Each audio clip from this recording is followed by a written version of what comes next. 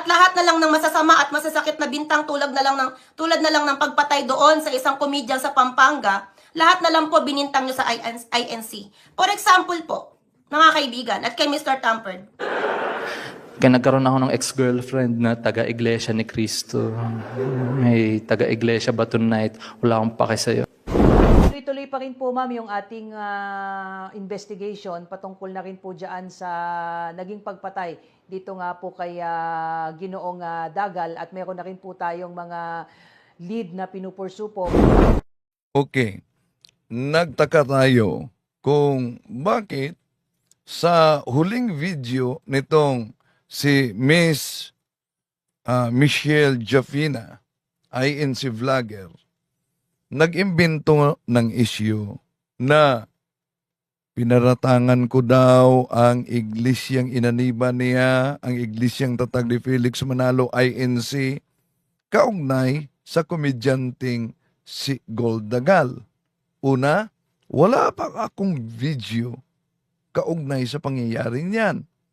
Pero nagtaka tayo, binanatan tayo nitong INC vlogger. Bakit daw pinarantangan ang siktang inaniban niya? Asan kaya siya galing? Nag-research kaya siya sa channel ko? Kung meron ba, kung sinabi kaugnay diyan, tatalakayin natin ito. Samahan ninyo ko. Kasi manalingan, pag palaging inulit-ulit ay magmukha talagang katotohanan para sa ating mga kapatid na kulang ang kaalaman. Ang pagkadaya ay maranasan sa iba't ibang paraan. Pero napakasakit pag madaya tayo sa pananampalataya. Dahil nanganib pati ang ating kaluluwa. Viva Cristo Rey! Pro Dio et Ecclesia!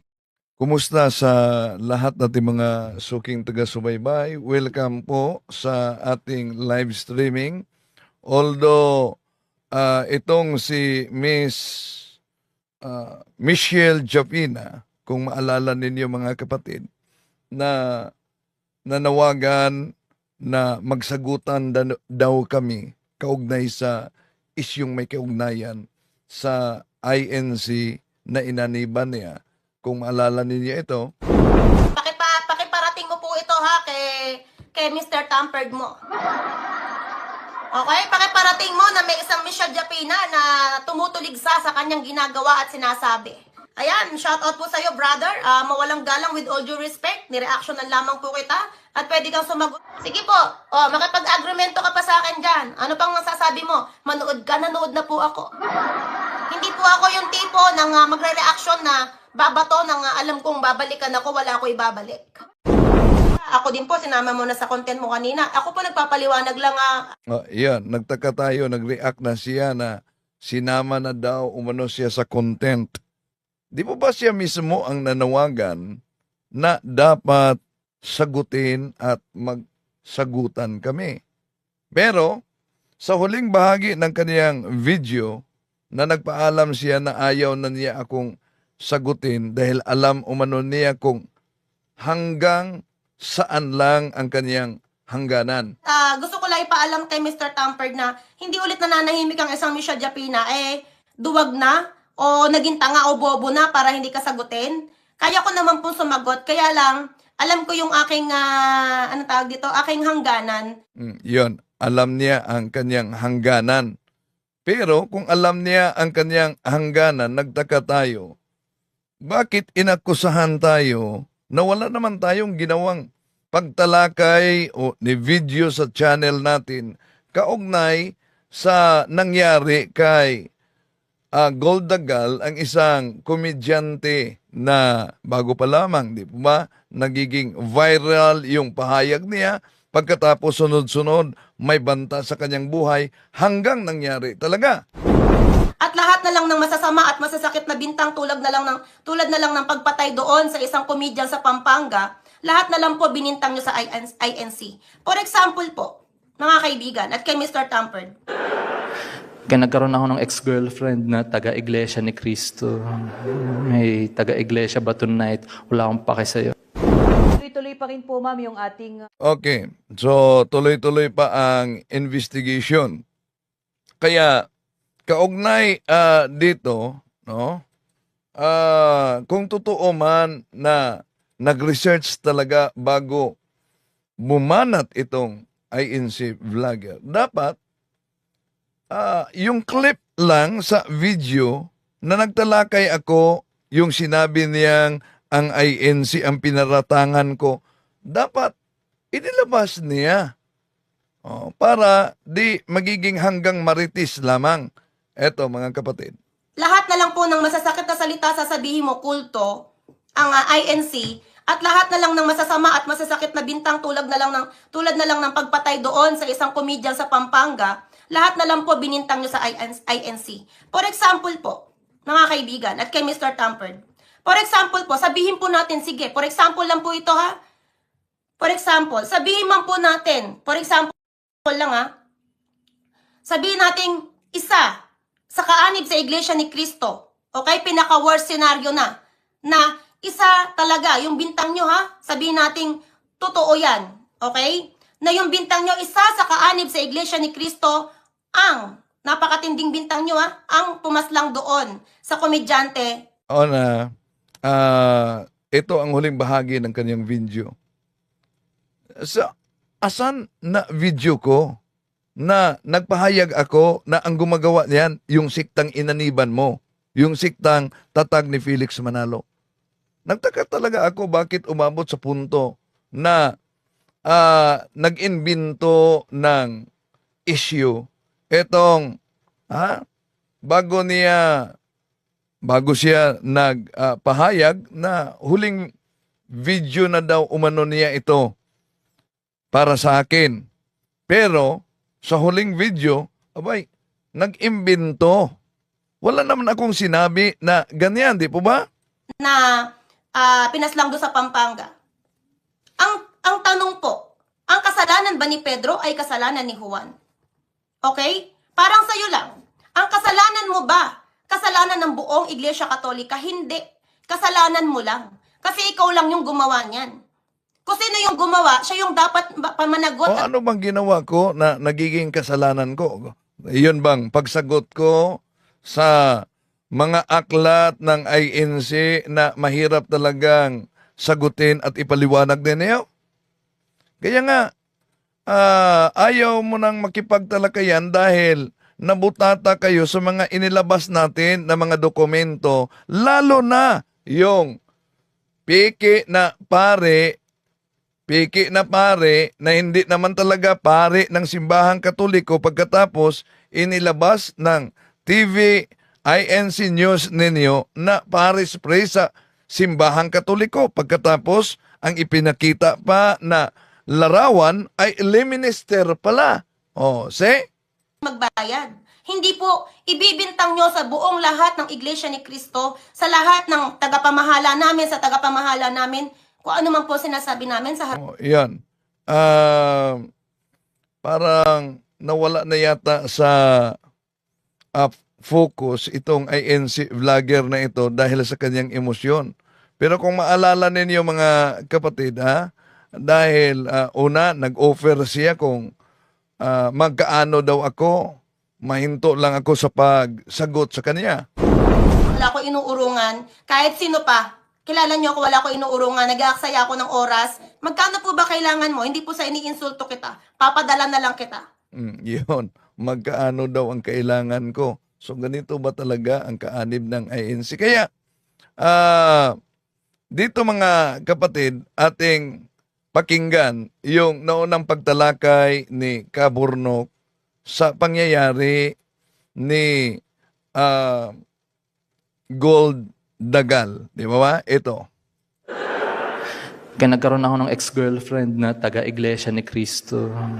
May taga-iglesia ba tonight? Wala akong pake sa'yo.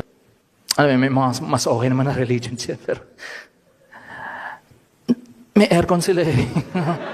Diba?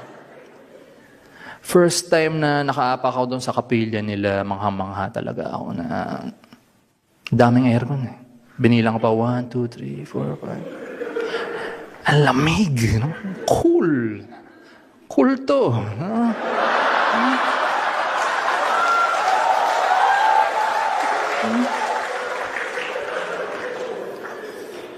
A few moments later. Gagawa kayo ng content gagawa kayo ng iskandalo o kayabangan, kaya nyo panindigan. Ako, kaya ko panindigan pagka tayo nagkaharap, yung putangin ng mata mong bengkong na yan, dediretsuhin ko yung paningin mo na putangin ng mukha. Sabi ko sa'yo, dediretsuhin ko yung paningin mo, dediretso yan. Pag ako nakaharap mo, sabi siya, dagal.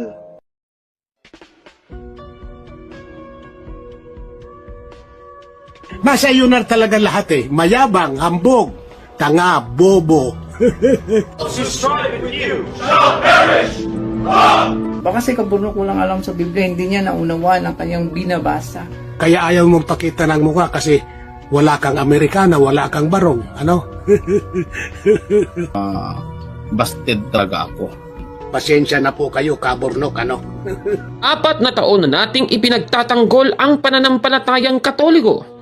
Ito ang Factbusters! Sa puntong ito ng ating programa, kung hindi ka pa nakasubscribe, pakiclick po ng subscribe button at ang notification bell para updated po tayo sa ating mga susunod na videos. Kaya, let's go at simulan na natin!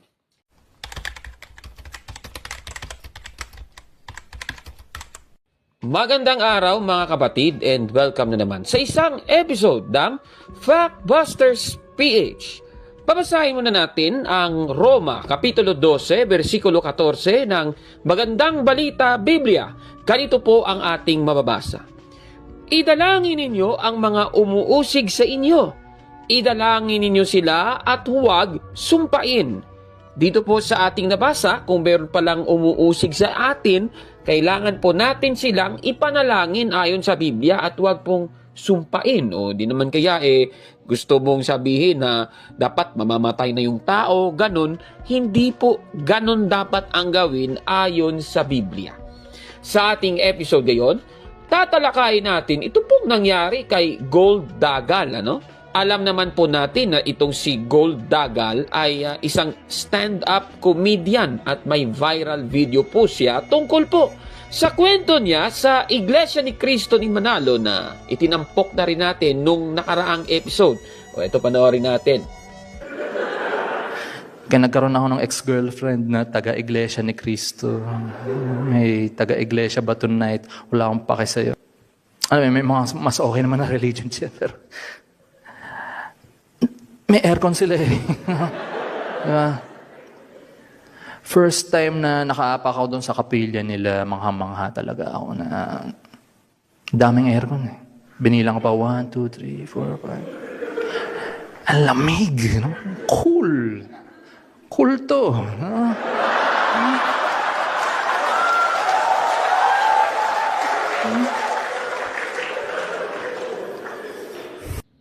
Ayan, at dahil po sa nasabing video na ito mga kapatid, marami po ang nagalit ng mga miyembro ni Manalo at ipapakita ko na po sa inyo sa screen. Hindi ko na po babasahin. Kayo na po yung magbasa para sa inyong sarili. Grabe talaga. Grabe. Gagawa kayo ng content, gagawa kayo ng iskandalo o kayabangan, kaya nyo panindigan. Ako, kaya ko panindigan pagka tayo nagkaharap, yung putangin ng mata mong bengkong na yan, dediretsuhin ko yung paningin mo na putangin ng mukha. Sabi ko sa'yo, dediretsuhin ko yung paningin mo, dediretso yan. Pag ako nakaharap mo, sabi siya, dagal. Hindi naman sikat to eh. Ito, sisikat to ngayon dahil nga marami ng mga nag-react. Medyo nahuli ako sa react dahil talagang busy ako eh. Pinanood lang sana ng taropa ko kanina doon sa kapilya. Ito niya kuya, ito niya yung napapabalita ngayon na kumanahi ka sa atin at sa Eduardo. Kaya panood ko, naku po, iting-ipe ako, nanggugumalay-ipe ako maligay. Sa po kanina to. Normal lang sa bunganga ko daw mga pesi, huwag kayong magano sa akin, nakita talaga palamura akong tao, pero hindi doon na nakikita kung sino, kung ano yung napabibilangan ko. Kasi hindi kayo mapapamura sa tinamaan na lintik na to eh, sa buwanan yun to. Apakababoy ng pagkakaano ng bunganga nito. Ay, grabe naman ito, mga kababayan. Napakalupit naman talaga ng mga miyembro ng Iglesia ni Cristo ni Manalo. Yung ginagawa ba nila, yan ba ay ayon sa Biblia na pagtangkaan ang buhay? Grabe naman yan. Pero tanong, Ano ba ang kwento sa likod ng viral video na ito ni Gold Dagal? At meron ba siyang mga natanggap na mga paninira? Una, sa social media. At pangalawa, meron na bang kumumpronta sa kanya sa personal? O eto, panoorin natin ang kanyang naging interview sa isang podcast. Ito, panoorin natin mga kapatid. Nung ginawa mo ba yung skit na yun nga, yung medyo nagpatunog ng pangalan mo a year ago with regards to yun nga sa INC, diretso na natin sa INC. Naisip mo ba na magiging ganun kaingay yung mangyayari sa'yo na parang makakakuha ka ng ganung backlash mula doon sa grupo na yun nung ginawa mo yung skit na yun, nung sinulat mo yung skit na yun? Ito pre, totoo yung nagka-ex ako, iglesia. Ganyan. Totoo siya. Kaya alam mo yung kilala ko yung kung ano sila eh. Di ba? Alam mo yung sobrang hive mind na mentality, mob mentality na ganyan. Ako yung mga jokes ko, never ako nagpo-post online. Kasi alam ko naman yung consequence niyan eh. Pero, butan, kahit yung butan na pag-usapan namin minsan ni James Karaan yung ganyan. Yun nga, mahirap mamili alin yung jokes ko na ilalabas. Pero eto nung, di ba nga, nagkaroon ng ano dito, sila, yung mga theater show, yung mga feature comedian, nagkaroon ng mga, ayan, show para sa kanila. Sali ako dun sa lineup ni Comedy Manila. Under ni Red Oliero. Eto, napag-usapan na namin ni Red din na hindi niya alam alin yung ilalagay niya. Nalilito din siya. Hindi niya din alam, pre. Sabi ko, okay lang naman. Huwag niyang, saya, sige, gawin niyo lang, di ba? Mga 1 month after rin eh. Tapos, nung parang, nag-usap kami ni Red nga, minessage niya ako, ito daw yung ilalabas niya na clip sa iglesia. So in fairness kay Red, bumusina naman siya na bumusina siya. Tapos kumanda ka na, posibleng may dumating na isang malaking tsunami papunta daw kasi ang napag-usapan nila ng editor niya na pinaka-mild. I mean, yun pa yung pinaka-mild sa set mo, ha? To be fair, siya naman talaga, puta. Kumpara mo siya sa mga iba, siya yung mild. Ako, parang sabi ko sa sarili ko, sige, parang okay naman. Nakita ko naman na, okay naman nangyari kay Jeline. Buhay pa naman siya. Sige, gawin natin. Go. Post natin. Teka, Gold. Kunwari, bigyan nating timeline, ha? Pagkasabi sa'yo na ipopost, gaano kabilis mga ilang oras yung naramdaman mo na putang ina, may nangyayari ng kakaiba? Mga 1 araw ba? 2 araw? O oras lang? Halos nung kinagabihan eh. So oras lang? Oo. So palagay natin tanghali ipinost. Mga ganun ba? Mga tanghali? Mga hapon siguro. Tapos parang sunod-sunod yung gumawa na din, ko na din yung page ko na isa eh. Ginawa ko na lang pang comedy kasi para pwede kong i-post doon. Ganyan, share.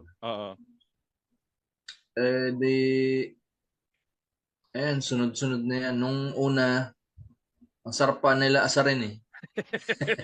Sinasakyan pa kasi ni Gold. Pinagtitripan niya pa eh. May mga gumawa ng memes. Yan. Actually, ang ganda eh. Natatawa ako sa mga memes nila. Kaya sinashare ko din yung mga ginawa nila. Napipikon sila lalo. yung mga tipong mga gold daga, yan. Nakikita ko yung mga gold daga. Mga picture ko, tapos may daga. Yan, kinabit sa daga.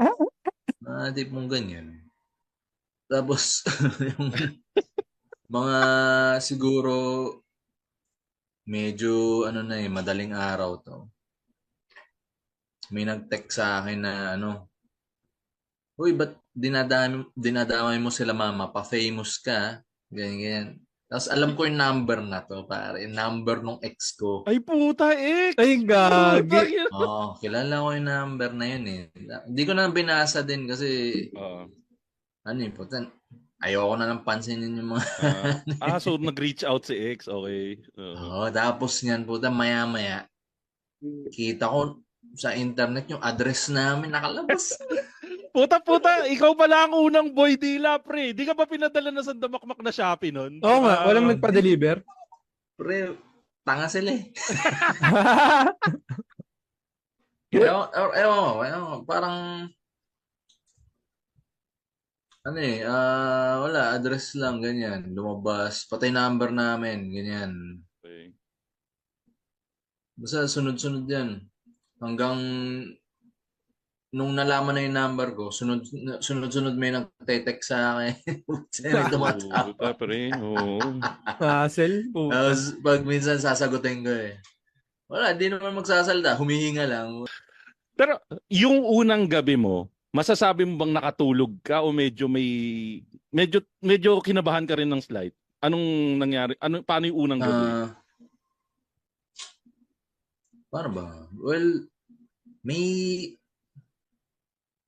kaba, pero hindi ko siniseryoso na ano eh. Kasi, malamang sa malamang niya, internet lang talaga siya eh. Ano ba yun? Maraming ganyan sa internet. Pero, kahit paano kasi, yun nga, naging viral yung video. Sa labas ba, may kumumpronta sa'yo? Kasi sa internet, alam natin, free for all yan sa internet. Na nandyan yung mga keyboard warrior. Pero mayroon bang nagtapang-tapangan or may matapang ba na, hindi tapang-tapangan yung tamang word eh, may matapang ba na kumumpronta sa'yo harap-harapan na? Kasi di ba ang mga hirip dyan, tangina mo pag nakita kita, sasapakin kita, o kaya tangina mo pag nakita kita gold, ganito gagawin ko, ganyan, ganun, ganyan. Meron bang nagtapang na harap-harapan kinumpronta ka? Alam mo parang may sense of relief at disappointment diyan. Wala eh. Although may mga nakausap ako sa shows tsaka kailan ba yun? Show nila Leland at Jelinto sa BGC. Tapos kumain kami. May lumapit sa amin na ayun na, iglesia daw siya, pero nanonood siya ng mga stand-up. So, fan. Ayun, na-recognize niya ako, ganyan. Sa kanya, wala lang naman. Kasi alam niya kasi yung konsepto. Alam niya yung konsepto ng komedya, parang ganun. Tsaka puta, kahit sila nag-joke din about kay Manalo eh. Ganun din eh. Nasa tapang lang din kasi talaga sa internet yan eh. Diba? Sa internet lang talaga. May tatanong pala ako sa'yo, Gold. Sa relatives mo, wala namang nadamay? Oo. Ano reaksyon ng pamilya mo? Yung sa family. Nung umaga, gulat ako nung yung Homeowners Association nandito sa amin. Kakape. Nagkakape sila. Musta kuya? Ganyan. Sabi lang ng nanay ko, sikat ka na. Pero yun nga, bukod dun sa sikat ka na, ano pang mga hirit sa'yo ng nanay mo? Namura ka ba ng nanay mo? Nabatukan ka ba? Paano nila tinitake? Siya, wala siyang pake-totally sa ganyan. Kaya, alam mo yun, mas naging kampante ako. Kasi sila wala din silang pake. Subukan, yung ko dyan, subukan nilang, pumasok muna sila, pakita muna silang ID dyan sa gate. Pag nakapasok kayo ng walang ID, doon na siguro yung may mangyayari talaga, di ba? Pero wala. Nagbilin ba kayo sa guard? May ganun ba? May ganung added security? Wala naman. Wala. Sa internet lang talaga, pare.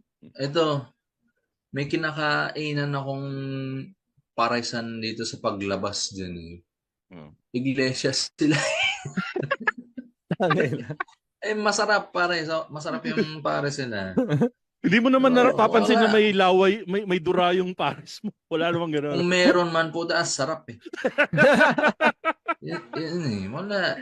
Nakilala ka nila, Gold? Oh, ito yun ah. Hindi naman, wala namang Hindi gano'n. ko sure, pero ewan ko, wala naman nangyari din talaga. Ayan, so base po sa ating napanood, mga kababayan, hindi naman talaga siya naapektuhan masyado, maliban na lamang sa mga komento po sa social media, mga kapatid. Yan po ang ating nakita sa kanyang interview. At katunayan, may mga posts po siya na nakita rin natin. Kagaya nito, shinare po niya yung galing kay Sebastian Raffenberg, na ito yung sabi ni Sebastian dito, "Ama, tignan mong mga hinirang mo," sabi ni Eranio Manalo daw. Ayan, syempre, pangungutya yan. Sinakyan po yan ni Gold Dagal. Ayan, no? Ginagawa nyo to, tapos ayaw nyo ba pagtawanan? O, di ba? So, may point naman siya, di ba? So, ganun. May malungkot tayong ibabalita. May nangyari po sa kanya. At nangyari po yan nung nakaraang March 15 sa kanyang isang act dyan po sa Mayari, sa Angeles, Pampanga. O, yung title kasi minus points. Yung act niya dyan, yung title minus points. Ayan. So, yung nangyari sa kanya dyan, ayon po sa mga balita, binaril po siya, mga kapatid. Habang patapos na yung first act niya sa nasabing Mayari dyan sa Angeles, Pampanga. At ayan, ayon po dito sa post, mula po ito sa Reddit, sabi dito, around 8:40 p.m. binaril siya nung natapos yung first act sa Banda Kitchen ng Mayari. Nagpanik ang mga tao tsaka nag-cover. Akala namin papasok sa performance area. Yung comedian na nag-check, si HR look alike. Sabay sumigaw si Gold. Ayan, at kinumpirma na po yan ng iba't ibang mga posts. Halimbawa, itong The House of Comedy. Ayan, ang sabi dito, in shocking news, Gold Dagal was fatally shot on March 15 before his performance. Ayan, at syempre, pati yung Project Jade na tinulungan din ni Gold Dagal ay ganun din ang nangyari. So, ibig sabihin, binaril po siya, mga kababayan. At marami po yung mga nagbunyi ng mga miyembro ng Iglesia ni Cristo ni Manalo. Isa na dito yung viral post na nung kasagsagan nga na naging viral itong sinasabing kulto daw ang INC ayon kay Gold Dagal. Nag-post itong si Gabriel Pangilinan at grabe yung kanyang mga sinasabi dito. Pinapareport pa nga niya yung Facebook page nung nag-upload. Yung nangyari kasi, nag-post po si Gabriel Pangilinan nung nabalitaan siguro niya na itong si Gold Dagal ay nabaril.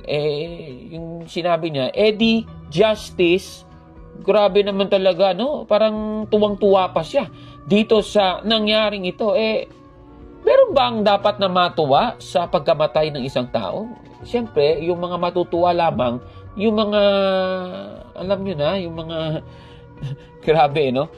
At meron pa siyang ginawang, ito yung paglilinaw pa niya, ang sabi pa niya dito, ako ay nakikiramay sa pagkamatay ni Gold Dagal kung totoo man ito. Pero yung sa dulo, di justice, grabe talaga, talagang halatang halata, mga kababayan, na itong si Gabriel Pangilinan, natutuwa sa pagkamatay ni Gold Dagal, mga kababayan. At hindi lang po siya, meron tayong nakitang video sa Facebook. Ito, panoorin na lang natin. Grabe talaga ang mga miyembro ni Manalo. Panoorin natin. Balita ngayon, patay na si Gold Dagal. Tingnan natin kung sino nag-post. Ano pangalan niya? Ito siya. Richard R. Gireya. Balikan natin ulit yung post niya. Kung maaalala nyo, o sa mga hindi nakakakilala kay Gold Dagal, o sa mga nakalimot sa kanya, siya dati yan nag-trending sa stand-up comedy niya patungkol sa ex-girlfriend niyang INC. Ang ex-girlfriend na taga-Iglesia ni Cristo. Maraming na-offend sa kanya. Siyempre, lalo na yung mga members ng INC. Lalo na yung binanggit niya yung word na cool plus to equals kulto. Cool. So, ayun na. Kulto. Tingnan natin to. Post na to. So, mga kababayan, tingnan natin kung sino mga nagkaka-react. Kasi, ba't ka maghahaha? If ever INC ka o whatever religion na kinaaniban mo, ba't ka magsasaya sa kamatayan ng isang tao?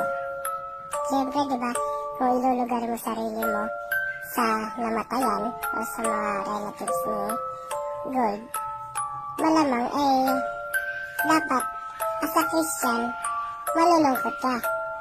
Di ba? So, tingnan natin kung sino mga naghaha. May Katoliko kayang naghaha?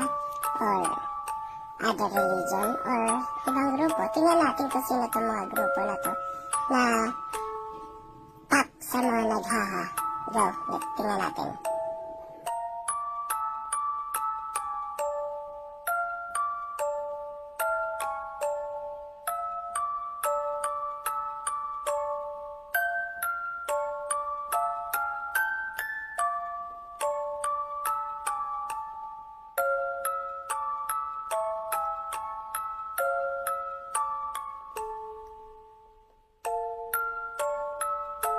Nakakalungkot isipin na natutuwa sila sa pagkamatay ni Gold Dagal. Grabe. Tapos, we are Christians online. Katiri kayo. At saka naalala ko si Gabriel Pangilinan, di pa post pa yan ng talata sa Biblia, Mateo 5:43 hanggang 44, hindi naman niya sinusunod. Grabe talaga itong taong ito, ano? Grabe talaga, mga kababayan. Tsaka yung mga miyembro ni Manalo, natutuwa pa sila niyan. Grabe talaga kayo, mga walang hiya talaga kayo, ano? Talagang kayong mga grupo kayo, kulto talaga, no? Tama naman siguro. Talagang pinapatunayan nilang lalo na kulto talaga kayo, ano? O, di ba? So, ang masasabi natin, busted! Yan! Nako, Talagang kawawa kayo talaga. Lumalabag sila sa Roma 12:14. Talagang hindi nila sinusunod ang nakasulat sa Biblia, mga kababayan. Kaya masasabi ng ating Factbusters PH team, rest in peace sa iyo, kaibigan Gold Dagal. At ipinagdarasal namin ang iyong kaluluwa. Siyempre, hindi nila ipagdadasal si Gold Dagal kasi di naman sila naniniwala na kailangang ipagdasal ang kaluluwa, di ba? So, talagang, nako, kawawa naman sila. And welcome na naman sa isang episode ng Factbusters PH. Babasahin muna natin ang Roma, Kapitulo 12, versikulo 14. Ganito po ang ating mababasa. Idalangin ninyo ang mga umuusig sa inyo. Idalangin ninyo sila at huwag sumpain. Dito po sa ating nabasa, napakaliwanag. Kung ikaw ay miyembro ng Iglesia ni Cristo ni Manalo at sa palagay mo ay inuusig ka, ayon po sa Biblia, huwag mo sanang sumpain ang mga umuusig sa iyo. Diba? Ibig sabihin, isama mo siya sa iyong mga panalangin. Hindi yung sasabihin mo na kung mamamatay yung tao, matutuwa ka pa. Grabe naman yan. Sa ating episode ngayon, tatalakayin natin yung mga updates tungkol po sa pagkamatay ni Gold Dagal, mga kababayan. Ngayon nga ay nakikita na nga natin ito sa mainstream media. Halimbawa, itong nasa Philippine Star, sa Daily Tribune at pati na rin sa Rappler, mga kapatid. Ayon po sa mga balita, binaril po habang nagkakaroon ng programa itong si Gold Dagal noong March 15 sa Mayari sa Angeles, Pampanga, mga kababayan. At syempre, marami na po ang nagpahayag ng kanilang mga saloobin tungkol dito, especially yung Project J, kung saan ay kinokondena ng grupong ito ang pagkamatay ni Gold Dagal sa pamamagitan ng pagbaril sa kanya, mga kapatid. Katunayan, naitampok din ito sa Abante Tabloid. O eto, panoorin natin ang kanilang balita. Nasawi sa pamamaril ang stand-up comedian na si Gold Dagal, na kilala sa kanyang matatapang na jokes tungkol sa isang religious group na pag-alamang matagal na umanong nakakatanggap ng death threats ang biktima bago mangyari ang insidente. Balitang umaabante mula kay Kim Mangunay. Sa putok ng baril at tama ng bala, nagtapos ang buhay ng isang stand-up comedian na si Gold Dagal. Kinumpirma ng non-profit organization na Project Jade ang pagpanaw ni Gold, na kilala ng marami sa mga biro nito tungkol sa isang religious group. Pinagbabaril ang komedyante sa Pampanga nitong Sabado. Inilarawan naman nila si Gold bilang isa sa iilang individual na tumatayo laban sa human rights violations at indoctrination. Hustisyang panawagan ngayon, lalo na't dati na umanong nakakatanggap ng death threat si Gold. Partikular na nagiging sentro ng jokes ni Gold ang paalala sa publiko laban sa mga pang-aabuso sa karapatang pantao. Wala pang payag ng Pampanga Police kaugnay sa insidente. Ako si Kim Magunay ng Abante Radio. Itong balitang mabilis, mabangis at walang mitis. Ayan, so napanood po natin ang balita tungkol po kay Gold Dagal, mga kapatid. Mayroon pa tayong isang update. Mula naman ito sa post ng kanyang nanay, based sa post niya, si Jocelyn Cruz. Ayan, nakikita nyo sa screen ang kanyang mga pahayag. Hindi ko na po babasahin isa-isa. Ayon po sa post na ito, mga kapatid, ng nanay ni Gold Dagal, base na rin sa ini-imply niya dito sa kanyang mensahe. Sabi po niya dito ay binaril po ang kanyang anak sa mukha at namatay po siya 9 hours after siyang binaril, mga kapatid. At ayon din dito, mga kababayan, they are a bunch of cowards who cannot defend themselves and their faith, which was put in question through his dark humor. Ibig sabihin, medyo meron siyang pinatatamaan dito na alam nyo na, hindi raw kayang depensahan ng pananampalataya, kaya noong nakita si Gold Dagal ay binaril daw. O yan ang suspetsa ng nanay. O diba? So siguro ganun talaga kasi nasasaktan yung nanay. At nakita natin sa post niya na meron ngang tinatawag na necrological services itong si Gold Dagal. Ngayon, meron naman po tayong napanood na video mula po sa isang senatorial aspirant. Pakikiramay sa pamilya, kaanak, kaibigan at mahal sa buhay ni Gold Dagal. Si Gold ay isang stand-up comedian na binaril kamakailan sa isang bar sa Angeles, Pampanga bago siya mag-perform. Kinalaunan, binawian siya ng buhay. Ilang beses kong nasubaybayan si Gold sa Moe's Bar, Quezon City na pinupuntahan ko upang manood at minsan upang mag-perform sa stand-up comedy open mic. Mura lang ang buhay sa Pilipinas. Dito, pinapalakpakan ang patayan. Dito nababaliktad na ang values ng isang sibilisado at makataong lipunan kung saan okay lang daw ang pumatay basta adik. Ngunit adik na hindi mula sa Forbes Park o White Plains, kundi ang mga patapon mula sa tinatawag nilang squatter. Dito inuubos ang mga pobre, higit 10,000 dahil sa war on drugs. Dito kumakalat sa online platforms ang samut-saring, bastos, walang galang at imbornal na lingwahe ng mga DDS at trolls na sumasamba sa isang mass murderer na ginawa nilang santo. Dito ang pagsamba sa mass murderer ay malakulto na wala na sa katinuan. Dito, pag ikaw ay kritiko ni Duterte o kritiko ng lahat ng uri ng malakultong pagsamba sa kahit anong bagay, ikaw ay babastusin at pagbabantaan. Yan ang lipunan na nilikha ni Duterte. Yan ang barbarismo na tinataguyod ng Dutertismo. Si Gold ay nakatanggap ng pagbabanta sa kanyang buhay dahil sa kanyang comedy, na naglalaman ng komentaryo at kritisismo sa ganitong klaseng lipunan. Nananawagan tayo ng hustisya para kay Gold Dagal.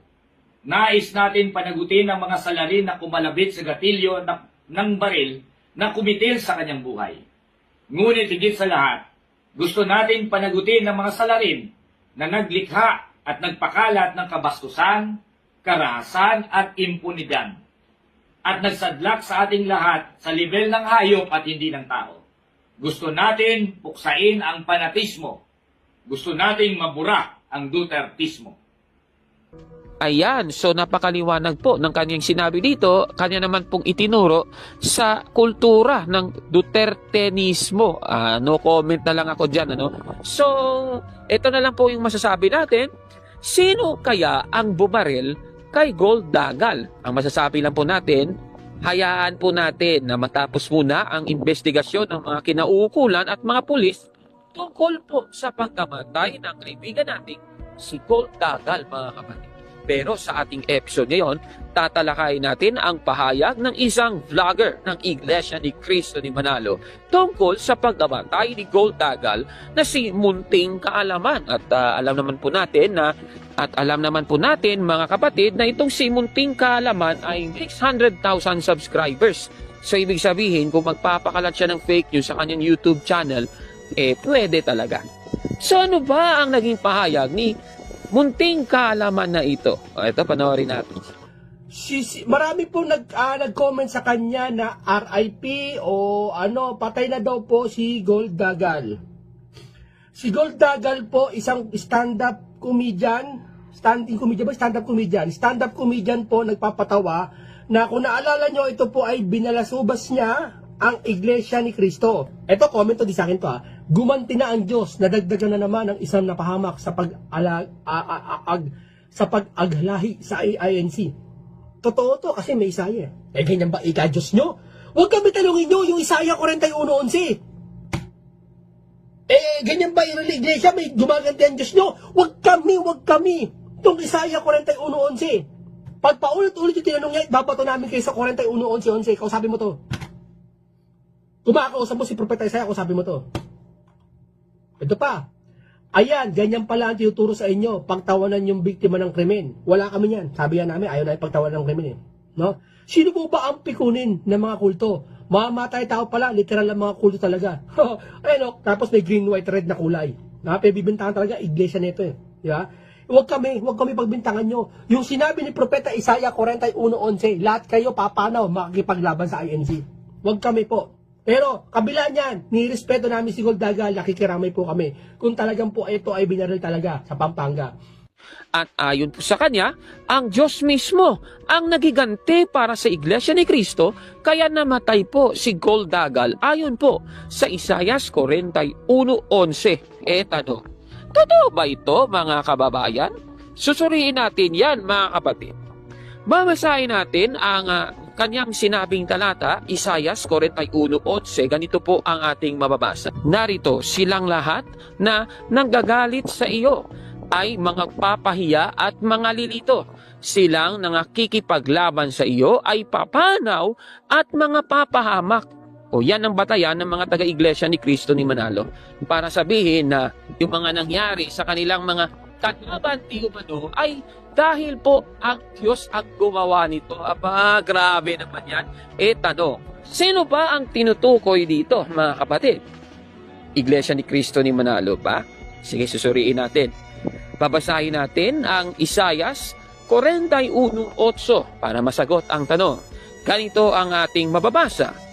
Ngunit ikaw, Israel, lingkod ko, Jacob na siyang aking pinili, na binhi ni Abraham na aking kaibigan. Tukoy pala dito ay ang bayang Israel, mga kababayan, at hindi po ang Iglesia ni Cristo ni Manalo. Katunayan, papasahin natin ang Bible commentary na Barnes Notes on the New Testament.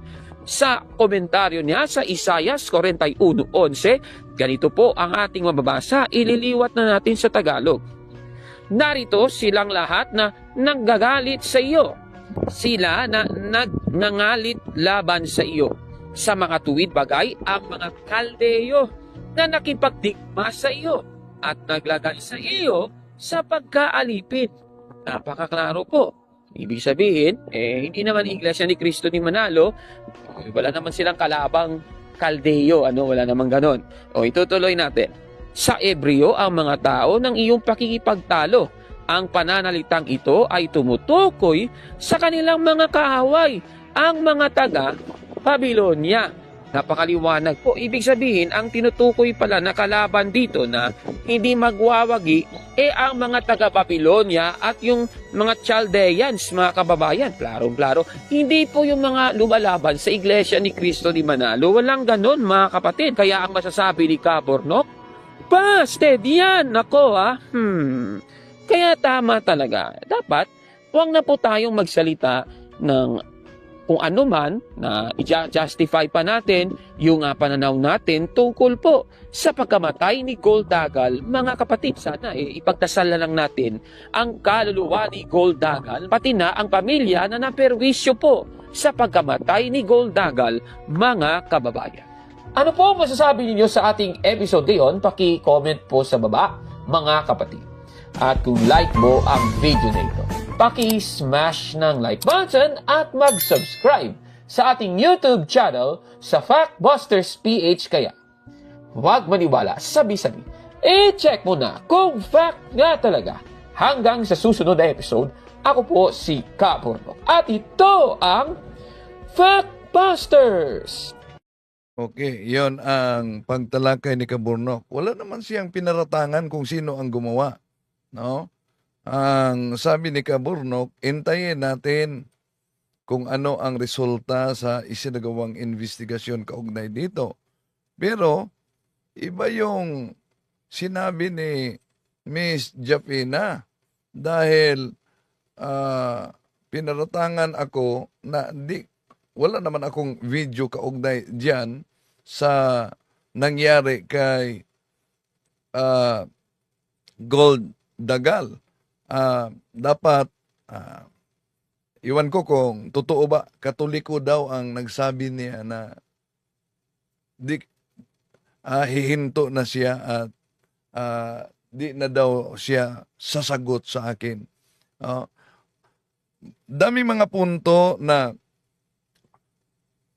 bumanat lang siya pagkatapos di niya na-research. Bakit? Halimbawa, Lahat na lang po ng masasakit na salita sasabihin mo, kulto, ang INC, at lahat na lang ng masasabi... Oo na, itong sinabi daw natin na kulto ang INC. O na, wala tayong sinabi na kulto ang INC. Hanapin niyo sa video ko. Pero, si Cesar Sinita ang nagsabi na ang simbahang Katoliko ang kulto. Eto, daming mga, ang mga pahayag. Eto, halimbawa, eto pa, no? Maliwanag na ang iglesia ng tao at ang iglesyang sulpot, ang iglesia Katolika. Ito pa, katangian ng kulto makikita sa Iglesia Katolika Apostolika Romana at grupo ni Talibong. So, si Sinita na INC ang nag-akusa sa simbahang Katoliko na kulto. Kaya, yung ginamit at nagtalakay si Munting Kaalaman kaugnay sa kulto dahil sabi ni Sinita, masama talagang kulto. Ang kulto ay nasa Iglesia Apostolika Katolika Romana daw. Ito ang paulit-ulit niya. Dami pa mga atake niya dito pamimersonal, mga kapatid. No? Makita ninyo sa channel ni Cesar Sinita na Iglesia. Kaya dito pumasok ang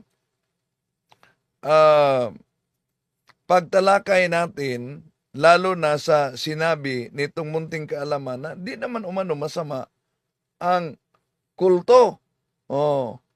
So kaya ating inilabas ang video ni Munting Kaalaman na di daw masama ang kulto. Ito ang ibig sabihin daw ng kulto.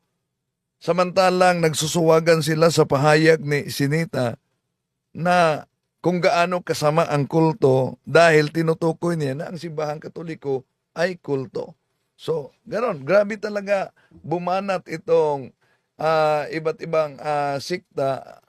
At kaya itong si Japina, anong sabi niya? Wala ko inuurungan. Kahit sino pa. Kilala niyo ako, wala ko inuurungan. Nag-aaksaya ako ng oras. Magkano po ba kailangan mo? Hindi po sa iniinsulto kita. Papadala na lang kita. Yun. Magkaano daw ang kailangan ko? Ang dami palang pira nito. Si Factbusters PH, si Kaburnok. Hello, Kaburnok. So, maraming salamat mga kapatid sa inyong pagsubaybay.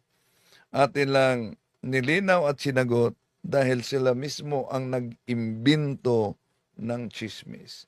Bye-bye. To make his message known is our responsibility.